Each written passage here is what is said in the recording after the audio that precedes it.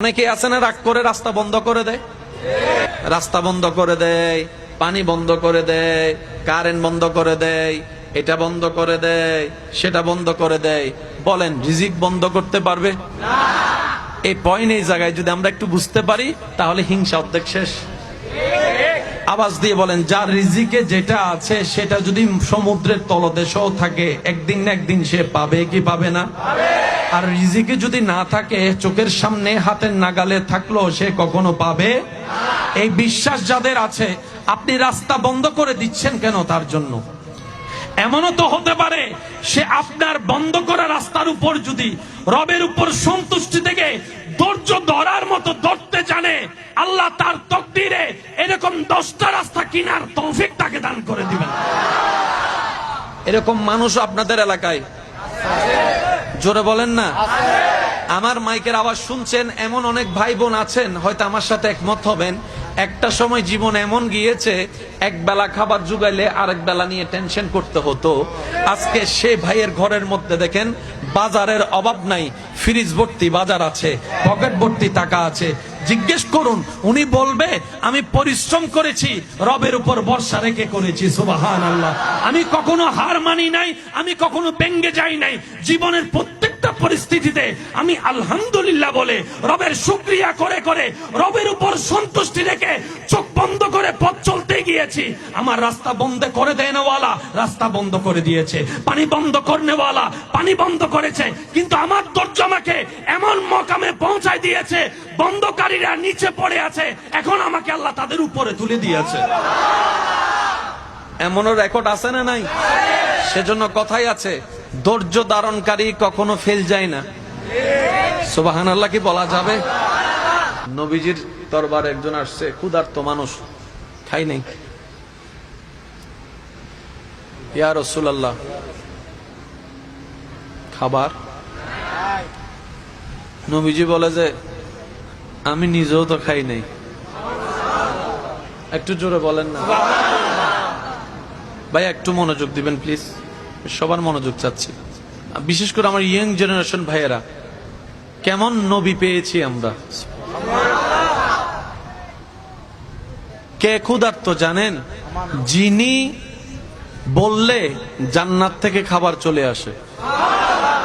মন মতো হয় নাই, সুবহানাল্লাহ জোরে। যে নবী জবান খুললেই জান্নাত থেকে খাবার চলে আসবে, সেই নবী ক্ষুধার্ত। ওই বেদুইন বলে যে ইয়া রাসূলুল্লাহ, প্রচন্ড ক্ষুধা লাগছে। নবীজি আওয়াজ দিলেন, ঘরের মধ্যে কিছু আছে কিনা। ঘর থেকে খেজুর আনলো একটা। কয়টা খেজুর আছে? কার ঘরে একটা খেজুর জানেন? আল্লাহ যাকে কুল কায়নাতের সম্পদের মালিকানার চাবি দান করেছেন ওনার ঘরে। ভাবা যায় বিষয়টা, যাকে আল্লাহ যা মন চায় তা নিতে পারবে, উনি একটা ঘরের মধ্যে খেজুর আছে। সুবহানাল্লাহ। যুবক ভাইরা, আমি যে দিকে আপনাদেরকে নিতে চাচ্ছি একটু খেয়াল করেন। নবীজি ওই খেজুরটা ওনাকে দিলেন। আর একটু জোরে। উনি খেজুরটা নিয়ে চোখের পানি ছেড়ে নবীকে দিয়ে বলে, ইয়া রাসূলুল্লাহ, আপনিও তো কিছু খান নাই, আপনি খান। নবী বলে যে আপনি খান। উনি বলে আপনি খান। তো নবী রাহমাতুল্লিল আলামিন একটুখানি খেলেন। একটুখানি খাওয়ার পরে ওনাকে দিলেন। উনি ওটা খেলেন। খাওয়ার পরে উনি বলে, কি খেজুর খেলাম, একটা মাত্র খেজুর, কিন্তু এমন ভাবে পেট ভর্তি হয়েছে, আমার কয়েকদিন আর বেশি খাবার প্রয়োজনই হয়নি। আপনাদের জানা আছে সে সাহাবার খেজুরের থলির কথা।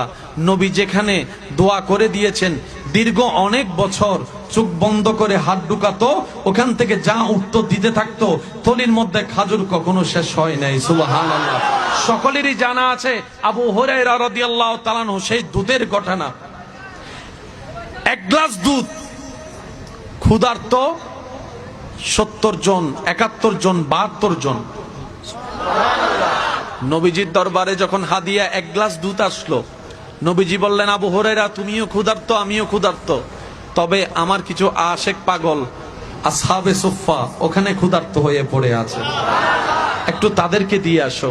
আবু হুরায়রা রাদিয়াল্লাহু তাআলা একবারও চিন্তা করলেন নাই 70 জন মানুষ এক গ্লাস দুধ দিয়ে, 70 জন মানুষের এক গ্লাস দুধ দিয়ে কেমনে কি হবে, কার কয়জনের পেট ভরবে, চিন্তা করে নাই।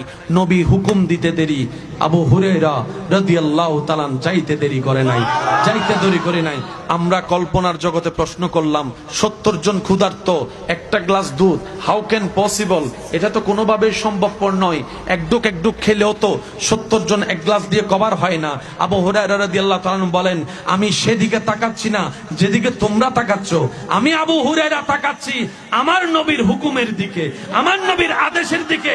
আমার এত কিছু চিন্তা করার দরকার নাই, কারণ আমি আবু হুরায়রা জানি ওয়ামা ইউনতিকু আনিল হাওয়ায়ে ইন হুয়া ইল্লা ওয়াহয়ুন ইউহা। আমার নবী আল্লাহর হুকুম ছাড়া একটা কথাও বলে না, একটা কথাও বলে না।